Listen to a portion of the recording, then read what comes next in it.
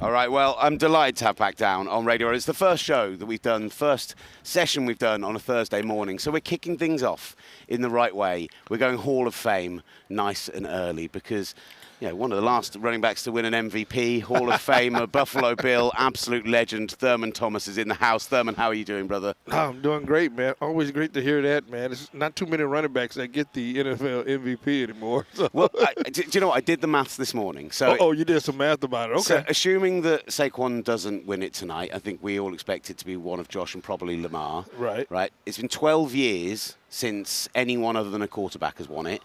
And since you won it, there have been 6 other running backs, and no other position has ever won. Like, can you imagine now, with the position we've got to, a running back ever winning an MVP again? Like, we have to take something insane. Yeah, it would. I mean, it would have to take probably Saquon equaling the year that he had this year to have it next year. Can you imagine? In order for him to win it. Even Derrick Henry. I mean, it's just – but, you have these quarterbacks who are really good, really good. I mean, I can't, I watch my guy Josh Allen every single weekend up in Buffalo, and then I don't see a lot of Lamar Jackson, but you're so much concentrating on your guy. You look at Lamar and go, oh my God, he has 40 touchdowns and only 4 interceptions. I'm like, because I don't watch him. For a guy who supposedly doesn't throw the ball that well, right? Doesn't throw the ball, right? and had his best year, I think, as a professional player, he had his best year ever. So, but it's good to see the running backs coming on.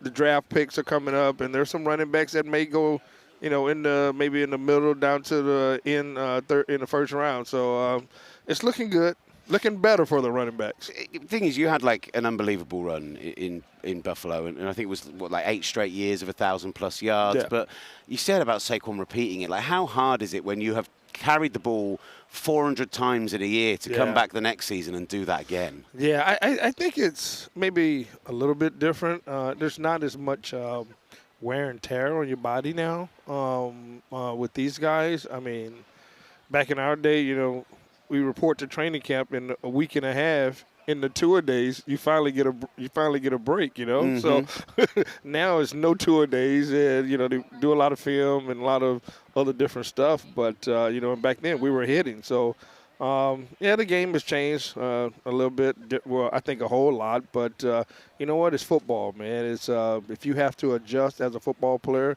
you have to do it in this league. I mean, I would also say that your running style was maybe a little more physical than Saquon. Saquon can take a hit and can go through a guy, but what he's doing is getting open field and making a guy miss. Thurman Thomas is inviting contact. You seem to want it. Yeah, I'm not, I really wasn't that fast, maybe 4 or 5 maybe. And Saquon is fast, Once he gets into the open, it's pretty much over. So, I mean, I was trying to, if I can get 9 or 10 yards and I had to try to run over somebody, that's what I was doing. And I considered myself a workhorse, and just enjoyed the 13 years of playing, in the National Football League, man. Whether our team won a Super Bowl or didn't win a Super Bowl, it was from the stories that you hear about with the guys that you are playing with and against, to see how they got there, to hear their story of how they made it to the National Football League is that's more like. That touches my heart more than anything besides the Super Bowl. Absolutely love that. And look, in a roundabout way, I'm going to ask you about it, even though I'm trying not to in a way. But, is it unavoidable almost to talk about that 4 Super Bowl stretch? Because I've seen it come out this week in the most almost unfair way. And everyone keeps going, well, Kansas City are just the 4th team to go to 3 in a row. It was the Dolphins, the Patriots, and, of course, the Buffalo Bills. And yeah, right. And it was like the Patriots won 2, the Dolphins won 2, the Bills won. Somewhere in there, you're going to find the Buffalo Bills, no matter where you do it, right? Do you still get reminded of it constantly? Does it still hurt a bit to think back on? Yeah, it still hurts because I mean, if you go to 4, you at least think that you have a great opportunity to win 1, which we did, which was probably the first one, Super Bowl 25. But it's. But I think more and more that people talk about it, but they start to realize, hey, you know what? I know they didn't win, but let's give them their props, man, for going to 4 AFC championships in a row, winning 4 AFC championships in a row, and going to the Super Bowl 4 years in a row. That's a tough thing to overcome. And then you're right in the mix of the last two of a dynasty, which is the Dallas Cowboys, and you're you're trying to figure that out. But I think overall, man, hey, we things just didn't go our way, but man, I enjoyed every minute of it with those guys back then as much as I do today. I love that you still follow the team so closely, that you're there for every game. Just give us your assessment of this season, another season of Oh So Close. Yeah, it's I don't know if I'm becoming just kind of there for it, or am I coming angry? But I know that it's coming. I don't know when, but I know that it's coming because if we continue to build our team, which Sean McDermott and Brandon Beane have done an excellent job of doing. I think, we will have an opportunity to do that. I relayed to Sean a couple of years ago. I said, we need to get that number 1 seed. We really do need to get that number 1 seed. And so he said, yeah, I think we do. But everything right now runs through Kansas City. But as long as we got number 17, man, and we can, re-sign James Cook and, maybe get some pass rushers and some guys that can stop the run, I think we'll be fine, man.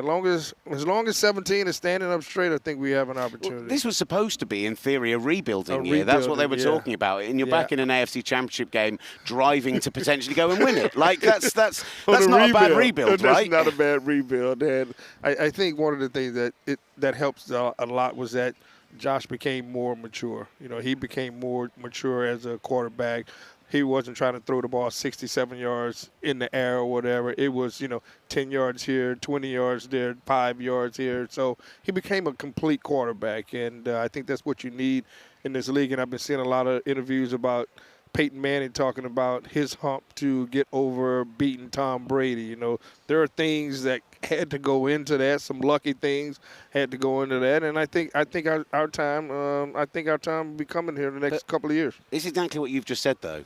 You go to 4, but you run into that Cowboys juggernaut. That Peyton Manning running into that early version of the Patriots.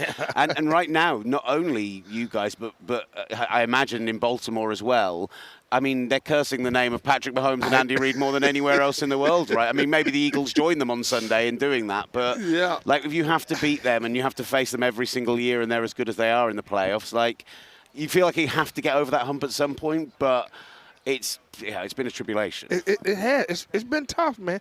And they started off 11-0. And they were not playing like Kansas City Chiefs. They were barely winning, blocking field goals. Everything was going right. But at the end of the year, man, when it counted for crunch time for them to gain home field advantage throughout the playoffs, they started getting better. They started using Xavier Worthy a little bit more. He had a really nice AFC Championship game. So, I mean, that team is, when the team is built on winning, and the Hunt family has done a great job of that. And when you hear guys like Patrick Mahomes say, I hate blowouts, I like them close, you got something in that quarterback right there. Talk to us a bit about the work you guys are doing with Gridiron Greats and the guys at Southern Recipe Small Patch Pork Rinds. Yeah, it's, it's playing right now. It's called Crunch Time now. You can go to porkrinds.com and enter to win, two Super Bowl tickets to 2026 in Santa Clara, airfare and hotel. But I think the most important thing out of that whole package is you get a year-round worth of pork rind supply. So where are my pork rinds on the desk right now, Thurman? Exactly. That's my question. You got to go in there and enter, man. You got to go to porkrinds.com and go in there and enter. And, it's run by Mike Dicker, great coach, Chicago Bears, and tight end. They've started this Gridiron Greats Assistant Fund about 16, 17 years ago, I think it is this year, and just to help guys who are struggling, pay their medical bills, transportation bills, utility bills. We all need help at some point in our time in our life, and, this is a great program.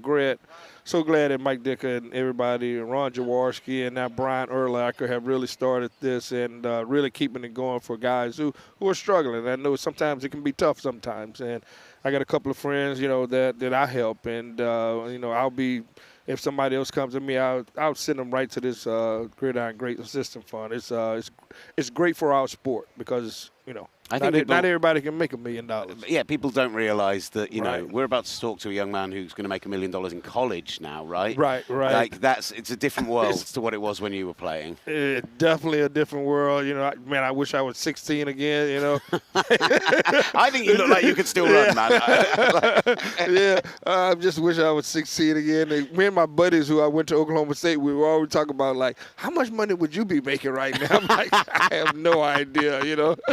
See, I don't know how much money I would be making, but I know the guy behind me, Barry Sanders, I know how much money he would have been making. Oh, I don't even want to think. Wild. Look, brilliant stuff, Thurman. Thank you so much for your time. Really appreciate it. It's wonderful to meet you, and best of luck for the rest of the week and all the stuff you guys are doing with Gridiron Greats. All right, appreciate it, man. Thank you so much for having me.